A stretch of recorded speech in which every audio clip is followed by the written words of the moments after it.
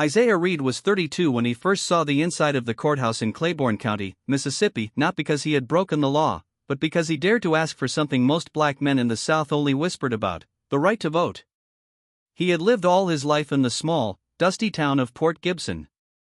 His father, Otis Reed, picked cotton until his hands bled. His mother worked in the white-owned grocer's house until she dropped dead from a heart attack. Isaiah watched it all with the simmering stillness of someone who understood early on the world didn't change unless someone forced it to. Isaiah was smart. Not loud smart, but dangerous smart. The kind that could read, write, and think.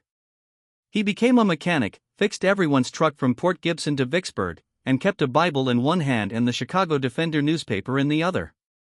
He heard about what was happening in Montgomery, in Birmingham, in Greensboro.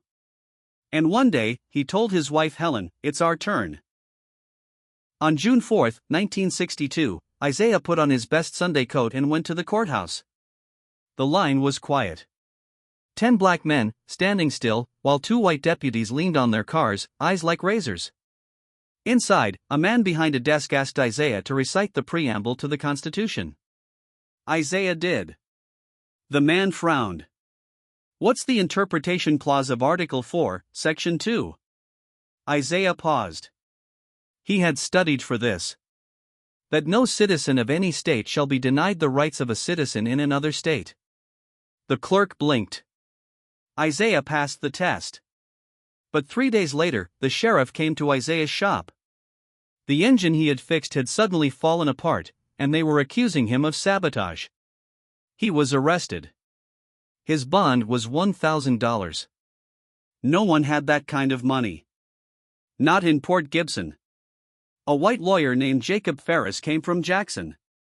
Said he was with the Civil Rights Legal Defense Fund. Said he wanted to help. Helen trusted him. Isaiah was skeptical. "Why you here, really?" Isaiah asked him in the jail. Ferris replied, "Because you're exactly the kind of man they want to crush. That means you're the kind we need to protect." And for a while, he did. Got Isaiah out. Got him on radio shows. Got him in newspapers. Called him the Mississippi Firebrand. But Ferris was climbing ladders. By the spring of 1963, he had left Isaiah behind. The lawsuits were dropped. The appeals never filed.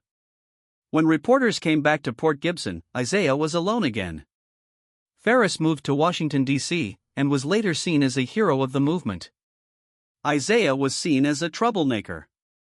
A month later, Isaiah's shop was burned to the ground. He never found out who did it. No one was charged. But he rebuilt. With his bare hands. He started teaching local boys how to fix cars.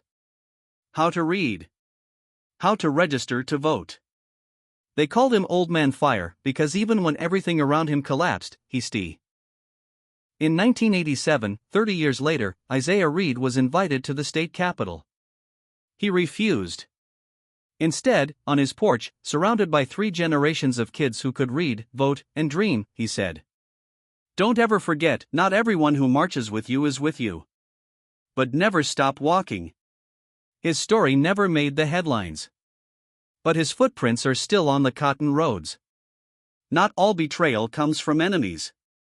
Sometimes it comes wearing a smile, holding a flag, or claiming to help.